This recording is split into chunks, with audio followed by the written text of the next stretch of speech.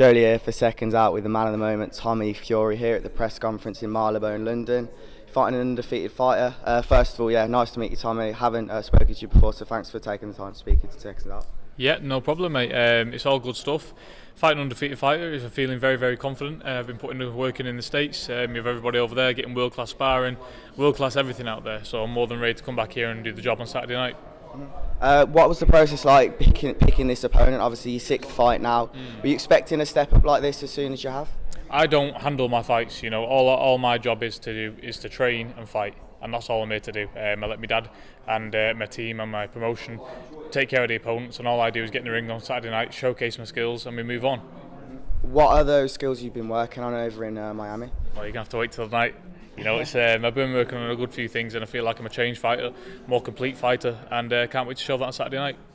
What do you think is, I know you mentioned quite a lot that you're not going to step up to like titles until you're ready for that. Yeah. What do you think that breeds from? Is it because of not the pressure, but is it because you're asked to probably quite a lot when are you going to fight the big names? People call you out a lot because you've got that name already. Yeah. I mean, it is what it is. At the end of the day, boxing is boxing. It's like anything. You've got to learn your job properly. No matter if you're a man who works in an office or a man who's running a company, you've got to learn how to do it properly. And it's the same with boxing. You've got to learn how to do the job properly. So we're going to move at our pace. And when we're ready, we'll get up there and we'll take them fights, no problem. But the big thing here is we're not looking to just take those fights. We're looking to win those fights and move on. And I feel like a lot of guys in today's boxing, they take the fights when they're not ready, maybe too early. So we don't want to do that. We want to learn our job properly. So when we get there, we can stay there. And you're obviously still so young. How long do you actually want to be boxing for? Are you going to be in this game for 10 years, or are you looking to get? You always say, "I want a world title." That's the thing you've been aiming for. Is that your ultimate goal, just to get a world title, or are you going to stay in? Do you want to make history in this sport as well? Yeah, definitely. I mean, my goal is to be a world champion. So that's all I want to achieve, and I'll be happy with that. And whatever comes afterwards is a bonus. I've always said that. So that's the thing that we're working towards. But of course, Saturday night is Saturday night. We can't look ahead past Saturday night. That is all I'm thinking about right now, and I'm ready to show up on Saturday and do the business. And I'm sure someone that's been in the headlines as well a lot lately, Jake Paul, will probably be watching on Saturday night. What's your current kind of stance on that? We know you've called him out. He's called you out. Yeah. What are your thoughts on Jake Paul? Do you like him? Is this all for a big fight, or do you think it could happen? Yeah, I mean, I definitely think it could happen. I mean, from what I'm hearing anyway, I definitely think it's in the pipeline. But they are what they are, aren't they? There's a YouTuber who want to make a bit of money out of the boxing, and when they're ready to cash out, basically, then they'll take me. But that's no problem. He's not in my eye line at the minute. He's going to carry on doing what he's doing. I'm going to do what I do, and that's it. I'm going to do what I do best, and that's fight. And whenever that comes, it comes. And until then, I'm just going to keep on getting better and better. And he's fighting a former UFC champion. He was a former welterweight, one of the best to actually ever do it in the welterweight division, beating a lot of great fighters, Tyron Woodley. Do you think he could win that fight? Obviously, it's a different sport, but do you think he could beat Tyron Woodley? It's like, tennis and golf, isn't it? It's two different sports. I mean, there's a reason behind why he's picked Tyron Woodley.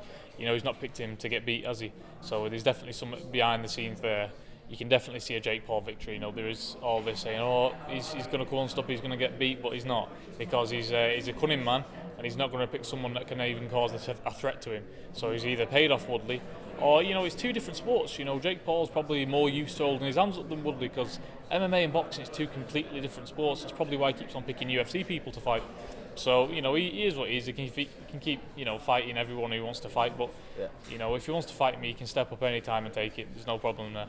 Does it bother you when he starts speaking about your girlfriend and things like that? Obviously, he said that about that DM, and then she proved it was fake.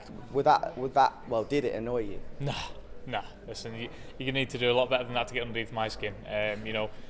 You can talk all the talk you want, but at the end of the day, when that bell goes and you're in the ring, it's fight time, and that's what I know how to do. And I'm confident in my skills. And he can do whatever he wants. That's his game. He's a YouTuber. He's a TV person. He's a social media person. That's his job, to get underneath people's skins and create shit. My job is to fight, and do damage in the ring. And when all the talking is done, that's what's going to happen to him eventually. Do you think it's kind of respectful in a way what he's done, because you come from not a similar background, but obviously you've been on reality TV. Do you think that's the new wave of boxing, having a social media influence? I don't know. I don't think that's the whole way to go down, but I do think having an audience and having a platform is the way to go. You know, these fights today, boxing's one thing, but you've got to be able to sell yourself. You've got to be able to, engage with the public, and you've got to get the public on your side. And I feel like a lot of boxers don't do that today. I think having a fan base is a big part of boxing now. I definitely think that's something fighters like myself. I've been lucky enough to go on Love Island and already do that. But I think for young fighters coming up, I think that's definitely something to focus on. It's not all about what you do in the gym and in the ring. It's all about how you handle your social presence, your interviews and everything, how you carry yourself. I think that's a big part in boxing. It's also the entertainment business, and that's what people's got to understand. A couple more questions, and then obviously Logan Paul, Floyd Mayweather this weekend. Just a quick prediction. I mean, it's an exhibition, isn't it? You're going to see, it is what it is. I can't even comment on that. Mayweather's going to do what he's going to do. He's probably going to have a cup of tea in the corner. It's just going to be a bit of fun for the teenage girls and teenage boys who follow Logan Paul. Mayweather, it's just another big payday for him, isn't it? He's a very smart businessman, and take me off to him. He's getting paid an unbelievable amount of money to do. I think it's a couple of minutes work in my eyes, and that's it. Take me off to him. And obviously, lastly, Tyson Fury, Deontay Wilder 3, July 24th, it looks like, in Vegas. Mm-hmm. Do you think there's a possibility Tyson could overlook Deontay, only because of the fact that all the pressure, in a sense, could be on him because everyone expects him to win? I don't know. Tyson's not a stupid man. He's a very smart man. He's been in this game since he's 20. He's been amateur since he's been 14. So he spent a hell of a long time in this game, and he knows what lies past the Wilder fight. He knows Wilder's going to come in even more dangerous to this time. So he'll be well prepared for that. Brilliant. Really appreciate your time. Thanks for speaking Cheers, to mate. Seconds Out. God bless.